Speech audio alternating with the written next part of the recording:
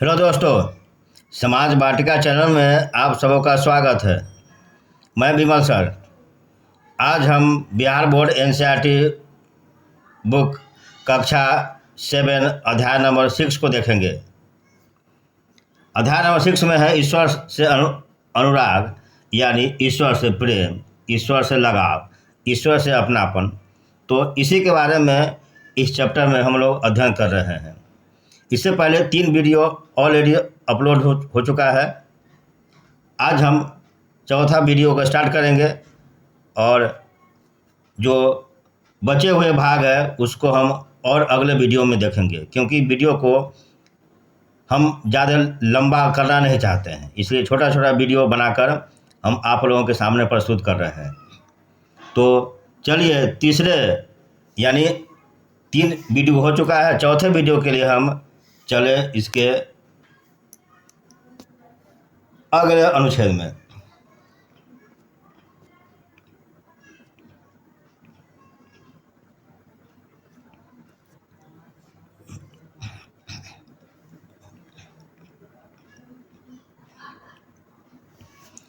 आज हम देखेंगे उत्तर भारत में धार्मिक बदलाव। उत्तर भारत में धार्मिक बदलाव।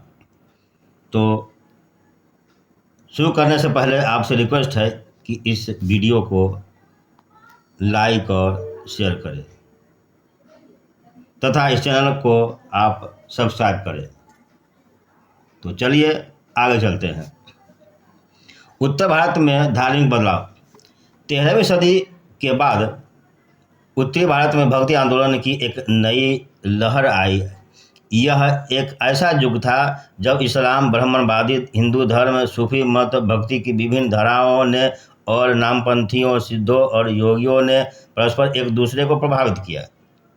हमने देखा है कि राज्यों अध्याय 2, 3, 4 राज्यों का उद्भव हो रहा था और लोग अपने लिए नए नए व्यवसाय और नए नए भूमिकाएं खोज रहे थे।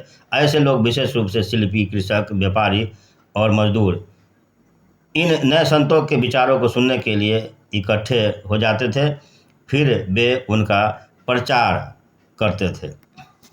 तो जो अन्य आदमी थे वो भी धार्मिक सभाओं में संतों के विचारों को सुनने के लिए इकट्ठा होते थे तथा उनसे प्रसन्न होकर, विश्वस्त होकर उनके मतों का अलग प्रचार भी करते थे। उनमें से कबीर और बाबा गुरु नानक जैसे कुछ संतों ने सभी आडंबरपूर्ण रूढ़िवादी धर्मों को अस्वीकार कर दिया। तुलसीदास और सूरदास जैसे कुछ अन्य संतों ने उस समय विद्यमान विश्वासों और पद्धतियों को स्वीकार करते हुए उन्हें सबकी पहुंच में लाने का प्रयत्न किया। तुलसीदास ने ईश्वर को राम के रूप में धारण किया। अवधि, पूर्वी उत्तर प्रदेश की भाषा या बोली में लिखी गई तुलसीदास की रचना रामचरितमानस उनके भक्ति भाव की अभिव्यक्ति और साहित्यिक कृति दोनों ही दृष्टियों से महत्वपूर्ण है। सूरदास किसके थे? श्री कृष्ण के। श्री कृष्ण के अनन्य भक्त थे। श्री कृष्ण के अनन्य भक्त थे। उनकी रचना सूर सागर, सूरसावली और साहित्य लहरी में संग्रहित है एवं उनके भक्ति भाव को अभिव्यक्त करती है। असम के शंकर देव प्रवर्ती 15वीं शताब्दी, जो इन्हीं के समकालीन थे, ने विष्णु की भक्ति पर बल दिया और असमिया भाषा में कविताएं तथा नाटक लिखे। उन्होंने ही नामधार, कविता पाठ और प्रार्थनागिरी स्थापित करने की पद्धति चलाई जो आज तक चल रही है। आगे इस परंपरा में दादू दयाल, रविदास और मीराबाई जैसे संत भी शामिल थे। मीराबाई एक राजपूत राजकुमारी थी जिनका विवाह 16वीं शताब्दी में मेवाड़ के एक राजसी घराने में हुआ। मीराबाई रविदास, जो अस्पृश्य जाति के माने जाते थे, की अनुयायी बन गई। वे कृष्ण के प्रति समर्पित थी और उन्होंने अपने गहरे भक्ति भाव को कई भजनों में अभिव्यक्त किया है।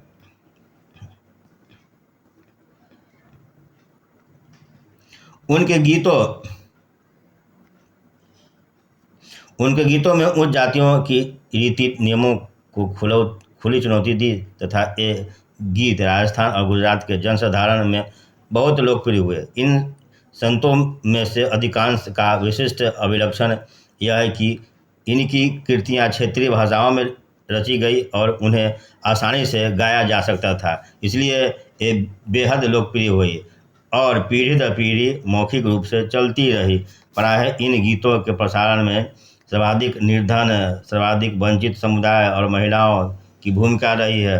प्रसारण की इस प्रक्रिया में वे सभी लोग अक्सर अपने अनुभव भी जोड़ देते थे। इस तरह आज मिलने वाली गीत संतों की रचनाएं तो हैं ही, साथ ही साथ उन पीढ़ियों के लोगों की रचनाएं मानी जा सकती है जो उन्हें गाया करते थे।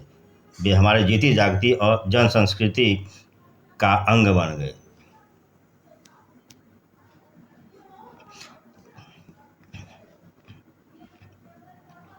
इसमें दिया हो गया है कि चित्र नंबर 7 में चैतन्य देव 16वीं शताब्दी के बंगाल के एक भक्ति संत थे। इन्होंने राधा कृष्ण के प्रति निष्काम भक्ति भाव का उपदेश दिया। इस चित्र में आप उनके अनुयायियों के एक समूह को आनंद में नाचते गाते हुए देख सकते हैं। तो यही है आपका यही जो चैतन्य भक्त लोगों का जो भीड़ है, जो उनका हुजूम है, जिसमें सभी लोग आनंदित हो रहे हैं, नाच रहे हैं, गा रहे हैं। ईश्वर से अनुराग यानी ईश्वर से प्रेम, भक्ति और स्नेह में पूरा झूम रहे हैं। मानचित्र 1 में मुख्य भक्ति संतों तथा उससे जुड़े हुए क्षेत्र यहाँ जो दिया हुआ है, जो भी भारत में जिन जिन क्षेत्रों में भक्ति आंदोलन का उदय हुआ और जो संत सूफी संत आगे बढ़े, उन सभी का इसमें क्षेत्र वाइज जो है वह नाम दिया गया है। उनका जो उपासक थे उनका और क्षेत्र का इसमें दिया गया है। तो किताब से देखकर आप इसे स्पष्ट हो लेंगे और जानकारी प्राप्त कर लेंगे। नीचे दिया गया है शंकर देव की भक्ति का सार, एक शरण नाम धर्म, एक सर्वोच्च सत्ता के प्रति समर्पण के नाम से जाना गया है। शंकर देव की शिक्षाएं भगवत गीता और भगवत पुराण पर आधारित है। उन्होंने ज्ञान के प्रसार के लिए सत्र और मठों की स्थापना को प्रोत्साहित किया। उनकी प्रमुख रचना में कीर्तन घोष शामिल है।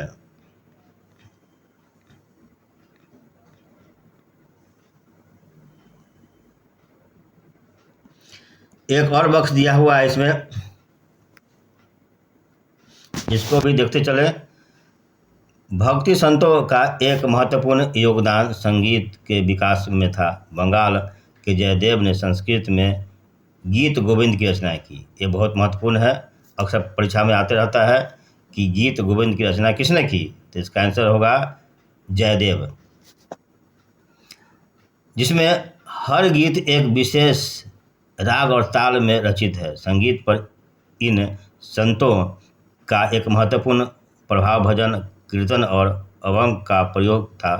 इन गीतों ने जो मनोभावात्मक अनुभवों पर बल देते हैं, जनमानस को ज़्यादा आकर्षित किया।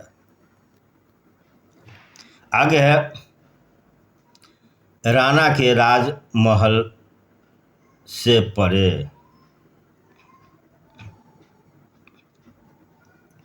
राणा के राजमहल से परे मीरा द्वारा रचा गया गीत। लोक लाज कुर्रा मर्यादा जग माँ जेक ना राखियारी, महल अटारी हम सब त्याग्यो थोरो बसनो सहार। राणा जी थे क्या ने राखो महासूर बैर, बिलरो प्यालो राना भेजियो, पीबा मीरा हसारी।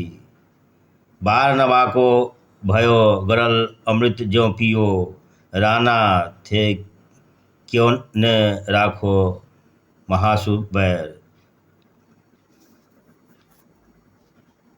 आपके विचार में मीरा ने राना का राजमहल क्यों छोड़ा? तो इसको छोड़ने का काम है भक्ति।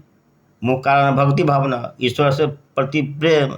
लोगों को ईश्वर के प्रति प्रेम स्नेह अगर हो जाता है तो लोग सारा दुनिया को छोड़कर ईश्वर के भक्ति में खो जाते हैं। तो इस वीडियो को हम यहीं पर समाप्त करते हैं और मिलते हैं अगले वीडियो में, जिसमें हम इस चैप्टर के अंतिम जो अनुच्छेद है उसको देखेंगे और चैप्टर को समाप्त करेंगे।